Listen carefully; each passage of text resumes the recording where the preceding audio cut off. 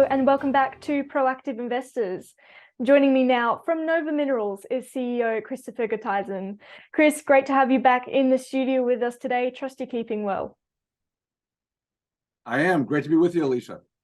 So Chris, let's talk about the latest headlines for Nova. Obviously, that 9.9 million ounces of contained gold at the Estelle Gold Project in Alaska is a big one for you guys. Walk us through this achievement. Big milestone for us. So as you might know, last year we completed an additional 30,000 meters of drilling. And now we've finally been able to incorporate that into our resource and come out with our latest MRE, resource estimate. And so the results are an increase in the global resource estimate for the Estelle Gold Project from 9.6 to 9.9 million ounces. And also significantly, an increase in the measured and indicated portion of that from 3 to 3.4 million. And importantly, most of that increase in the measured and indicated portion comes from our RPM deposit in the south, which is our very high grade deposit. 340,000 ounces in measured and indicated resources now at an average grade of 2.3 grams per ton. Previously, that resource was all inferred, and so now we've proved that up into the measured and indicated category, which will be very, very significant in terms of what that means for our upcoming scoping study. Speaking of that, I believe that's on track for release this quarter. Is that right? Correct. So now that the resource update is complete, check. Next step is the phase 2 scoping study. And if your viewers follow our story and recall, last year we came out with a phase 1 scoping study which looked at our Corbel deposit alone. However, this year it will also include the high-grade RPM resource. And so we're working diligently with our independent consultants in the background to release this. I'm hoping, and we're working towards the end of April, but that could perhaps go into early May, but certainly in the coming weeks.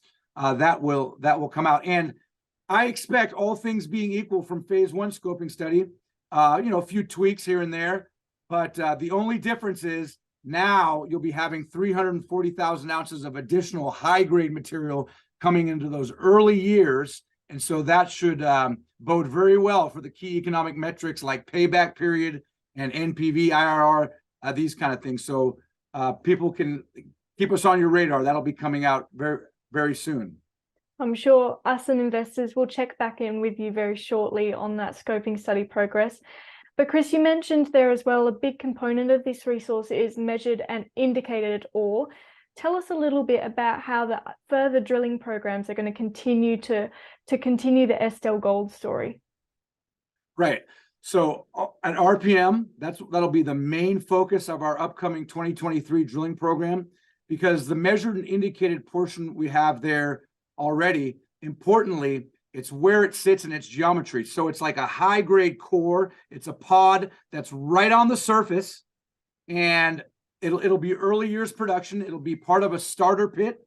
My suspicion is it's expected to be the starter pit. So virtually 100% or pretty close to it, people, we considered will convert to reserves eventually.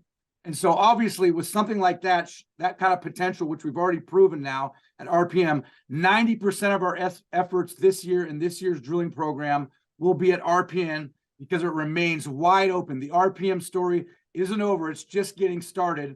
And we plan an additional at least 15,000 meters this year to continue to prove up and find more of these high-grade bonanza zones.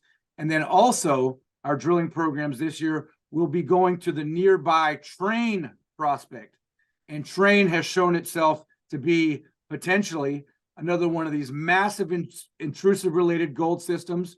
It's an RPM style target. We see very similar geology there. We'll put the first drill holes in it, and we expect and we hope that that'll be successful, and we'll establish a third resource now at Estelle by the end of this year. So you'll have Corbel, RPM, and now Train that'll be included to get us in the next resource update over that 10 million ounces. We just came short this year, but we expect after this year's drilling program we will be over 10 million ounces total global resource, with an additional increase in the measured and indicated portions as well, and hopefully more of that high grade RPM materials. That's what people have to look forward to. Alicia, so currently Nova Minerals very, very undervalued. You could invest for 1,000. I was doing some calculations today. If you own 1,000 Nova shares, you have leverage to 48 ounces of gold total, right? Just the measured and indicated portion. If you owned 1,000 shares of Nova, you'd be exposed, have leverage to almost 16 ounces of very high confidence gold ounces. And so there you go, so at current share price is like $350, and you're leveraged to 16 or 48 ounces of gold, depending on how you look at it. So that's pretty good value in my book. Certainly good to hear about the bang you can get for your buck here. Now, Chris, just recapping here, plenty to keep you busy as you work towards that 10 million ounce milestone. Obviously, you've got the scoping study coming up, the drill bit keeps spinning, and you're looking potentially at another resource at Train as well. Tell us a little bit about the future you see for this project as well. I understand on the development front, you're also looking at some things on the road access front. Can you fill us in? Sure. You'd be referring to the West Susitna Access Road.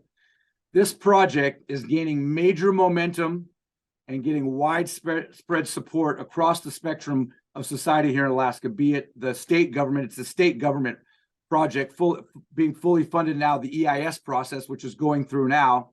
The current schedule has that breaking ground, if all goes well with permitting, to be breaking ground on that road in 2025 and open for business by 2028, which fits pretty well into the Estelle timeline schedule on our path to production. And so what we're seeing now, as I said, $8.5 million that it's been funded through the EIS process by the state. They're looking to have some further funding in this year's budget for those early engineering works. The road goes from Port McKenzie, that's the deep water port for Anchorage, the major city here in Alaska, and it extends out 100 miles to the West Susitna Mining District, which the Estelle Gold Project is part of. We're only one of many beneficiaries of this road, which is why it has so much support. That whole economic corridor is filled with economic opportunities, from agriculture to resource projects such as our own, to fire control, land sales, you name it.